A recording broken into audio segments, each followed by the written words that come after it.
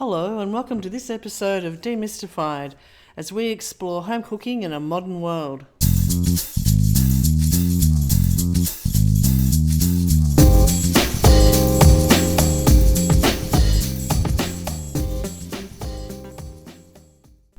Hello, I'm Linda and I'm here with my friend Paul. Hi Paul. Hello, Linda. How are you? I'm good. You? Oh, very good. Well, we're really close to Christmas now. Very, very close. And I have a question for you because I was asked by Mr. Dougie what I would like for Christmas. Here we go. And I was thinking, what would I like for Christmas? A lot of things. $1 million. Peace on earth. Oh, But, righto. Well, I've been asking that since I was 3 and it hasn't really happened. But I was thinking, I have seen you recently because you have been doing an extraordinary amount of cooking up until very, very recently. And you are a prolific user of your vacuum drawer. Prolific. Yes. And I thought, okay, I know our family have got them portable ones and overseas, and they're quite common overseas. But I thought, okay, I don't know much about whether that could be on my list of things to tell Dougie at the last minute. Get your checkbook out, Dougie. Well, I was thinking of starting. Does anyone have a checkbook anymore? Well, the client, Anyway. I did see a client the other day, and lovely farmer, and the idea of net banking anything is impossible. No, he borrowed an envelope from me as he left to pay me by cheque. Awesome. I know. Anyway, but back to cooking. So Vacuum drawers. Vacuum drawers, and I thought, okay, I've seen you use it. I've seen you put so many different types of food into the vacuum sealer. Yep. And I'm just wondering, are they, like, for a home cook, Yep. great, or depends? Can you freeze things after you put them in the vacuum? How long do they last? Like, Yep. I'm just sort of not sure that I would use it that much. Okay. So, where to start? So, let's start with there's 2 basic types of vacuum sealer. So the one that I use is what's known as a chamber vacuum sealer. Yes, it's in an integrated drawer, but it's what they would term as a chamber style vacuum sealer. And then you've got the benchtop ones. Like anything in life, you get what you pay for. And in the case of making a comparison between a chamber style or a benchtop vacuum sealer, when I say benchtop, I mean a little sort of unit about half the size of a standard keyboard. It's the power of essentially the motor to draw as much air out of the bag as possible. In chamber style sealers, they have a larger motor, more power generally, and they draw more vacuum, which gives a better end result. So understanding the differences there to start with is one thing to consider, of course, because they are financially worlds apart in essence. So benchtop chamber vacuum sealers, which are more common in restaurant scenarios, and you see butchers use them, and they're the next step up from what a home cook would possibly have, and they're expensive and powerful and bulky and get in the way and all sorts of stuff. From a cooking perspective, I find them invaluable for many reasons. Because I essentially fly solo here, I need to work well in advance of my functions because I have to transport food, I have to do multiple course dinners off-site in very short amounts of time with very small storage space capability. I find them invaluable for what I do. So from a storage perspective of storing food, they are brilliant because basically you get everything into a standard size pouch. And if you are dealing at home with a small freezer, as an example, having everything in a vacuum sealed bag can save you on freezer space versus putting in square containers or plastic containers or whatever that are half full that chip and crack and all the rest of it when you pull them out, open the lids, whatever. From a food preservation perspective, they're excellent. So depending on the type that you have, but the more air that you draw out of a bag, basically the longer the preservation time of the food that you will have, whether it's in the fridge or the freezer. So as a generalised example, a piece of fish wrapped in cling film, which is what we've been doing for eons, or in a freezer bag or in a Ziploc bag even, and you put a nice fresh piece of fish in the freezer, and after about 3 months you're going to start to see deterioration. So any time within that 3 month period, it'll be okay, right? It won't be as good as the day that you buy it. Of course, it never is when you freeze food. It's never as good as the day that you buy it, but we don't always necessarily buy food like that. So about a good 3 months worth of lifespan, and then after that 3 month period, it'll start to deteriorate.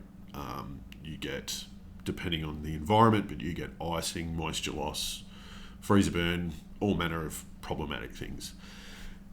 If you compare that to the same piece of fish in a chamber vacuum sealer with a proper vacuum bag, you're looking at a minimum 15 months lifespan. 15 months?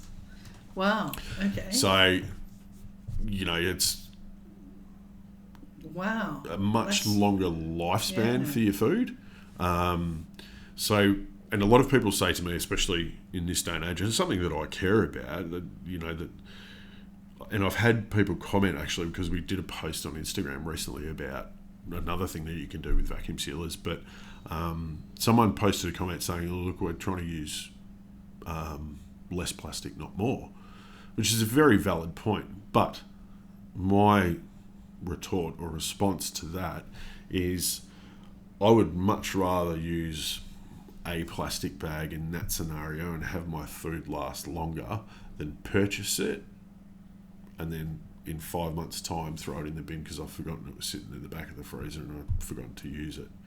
I think that has a far greater impact than a plastic bag.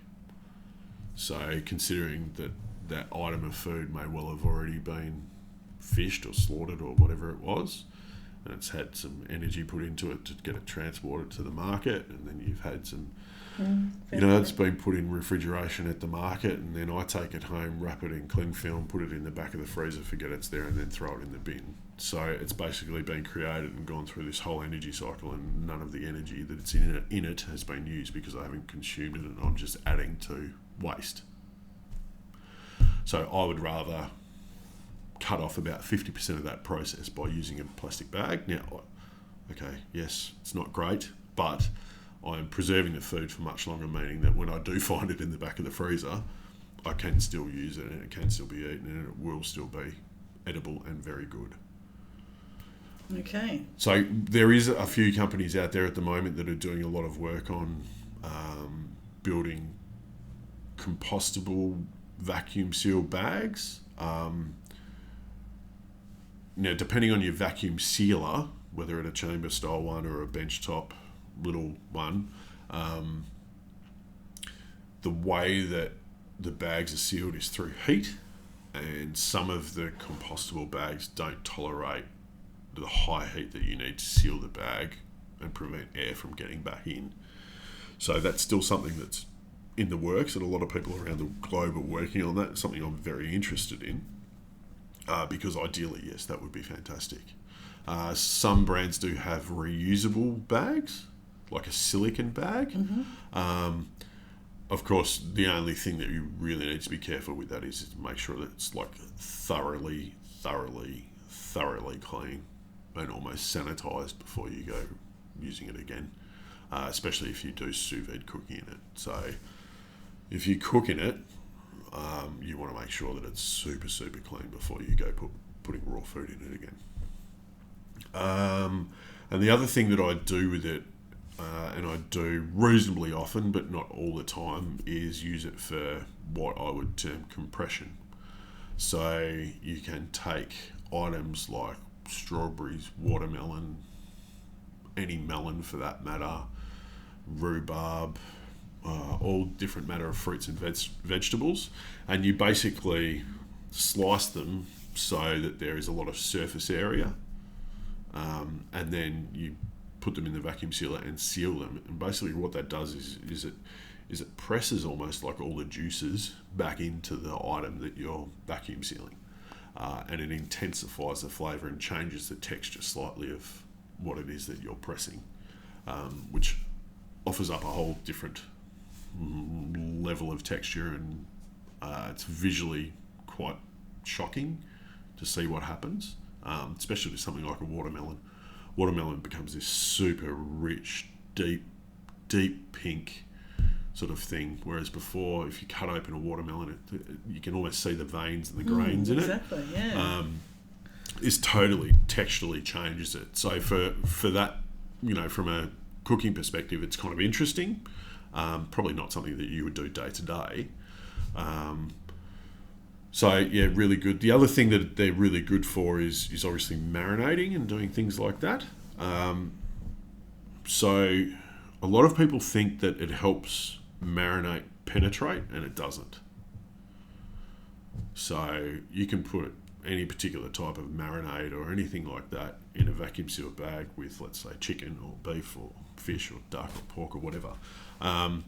It's not going to help with penetration, but what it does do is help with coverage.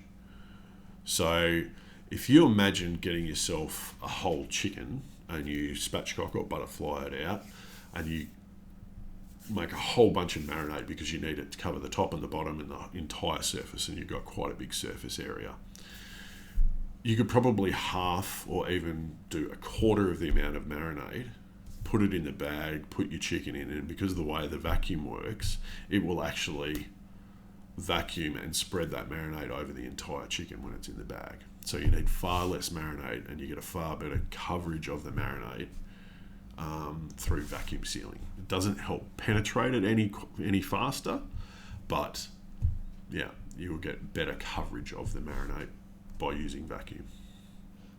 That's a good idea too, because then it saves on wastage, because there's always so look, there's arguments to be had for the use of plastics these days, and I understand it, but I think okay, so the pressing food, the compression one, is probably you could term that as wasteful, right? But I think from a food preservation perspective, especially packing stuff into a freezer, you can pack stuff far more efficiently. Your freezer doesn't work as hard. It will keep far longer the food inside the bag, and I'm a huge rap for them, because you can do, the amount of people that are doing sort of pre-cooked meals, and you can get them delivered and all the rest of it. Like, you could do what we used to do, to be totally honest with you, what we used to do is do probably about 20 kilos of one of your favourites, beef bourguignon, so beef cheeks, and we would get it all cooked, all finished, all done, and we would portion them out into single portions, and vacuum seal every single one of them, and it gave us a much bigger lifespan of that. But essentially what we would do is, when you came into the restaurant, we would drop the bag into a pot of water that would reheat the bourguignon. We're not reducing the sauce and making it too salty. It had all its vegetable content. It was a meal in a bag, and all we did was heat some mash and then cut open the bag and pour it on top. So if you look at batch cooking, and if you wanted to do batch cooking at home, if you wanted to make 5 kilos of bolognese sauce, you could quite happily do it, and you can store it in a package that's probably about the size of an A4 sheet of paper and about, 3 centimetres thick. And how many of those can you fit in your freezer versus how many plastic containers or tubs or whatever would you need? Well, I have a lot of friends who are single. Okay. How is this related? How is this related? They often say when they're shopping that it's very hard to get a nice roast. Yeah. That's just for one. Yeah. And they don't want to have roast for the next 4 nights. Yeah. Because they want it that night, but they want to try something different. And Anisha, my lovely friend Melva, who's happy to make, Melva's just weird. Anyway. But she will eat the same meal for 5 days because she's cooked it and there's a lot of it. But I think that's a really good way of maybe managing when you do, as you said, make a lovely dinner, but you don't want to have it every night. It's a great way of preserving it for when you do need it. Yeah. Or for when you're really busy. Yeah. Okay, so not that I'm ever that busy that I can't. But you find could food, do the thing is you can do so you can vacuum seal liquids too, so you can do soups and things like that. So when I do soup at home, I never do 3 portions. No. It's about 20. Yeah. And so you've got soup sitting there and you're like, oh Jesus, do I have to have soup again? Or stock. So I mean that's a key thing for me. Yeah. Because my sauces take generally 2 to 3 days. I have to work in advance and I need them to keep and last. So I make my sauces, get them finished, pour them into silicone moulds while they're hot, refrigerate that, and then take them out of the silicone moulds and essentially make ice blocks of stock. And they don't have any chance of getting any oxygen to them, any icing. Icing, it would, it waters down the flavour. It would ruin what is 3 days' work for me. So my practical day-to-day uses for them are probably not exactly what the home cook would do. But if you do batch cooking, if you have a chest freezer, if you want to get some more value out of your food, I think it's the best way to go. And I mean, another example was, I don't know, it must be 4, 5, 6 months ago now, was teaching Joel how to butcher a whole lamb. Oh yeah, that's right. Yeah. Vacuum sealing, that for me is a much better way to buy your ingredients, always has been. Buy your ingredients as whole as you can manage as far as your skill set within butchering or filleting or whatever it might be. And you can't eat unless you're having a lamb spit, you're not going to do a whole lamb every week. So butchering down a whole lamb, but making sure that butchered lamb lasts in the freezer, because you've got 16 lamb cutlets there.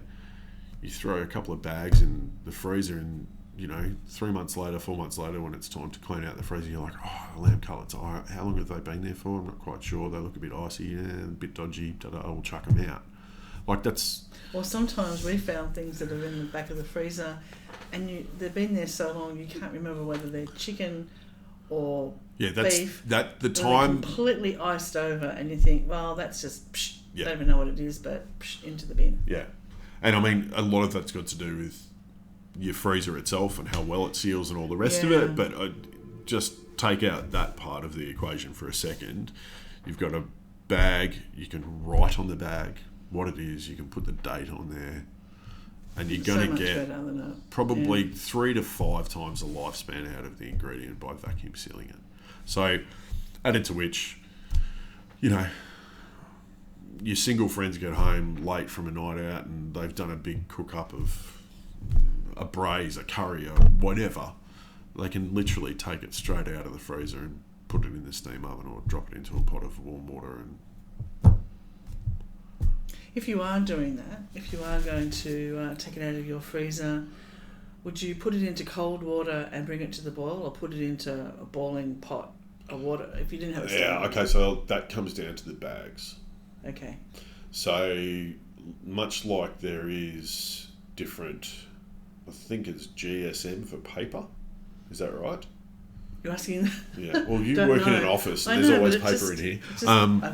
So I think it's paper. It works on a thickness and grams. Okay, so there's a difference between paper that you put in a printer and cardboard and all the rest of it. The plastic bags that you use for vacuum sealing are similar. They work off what's called a micron.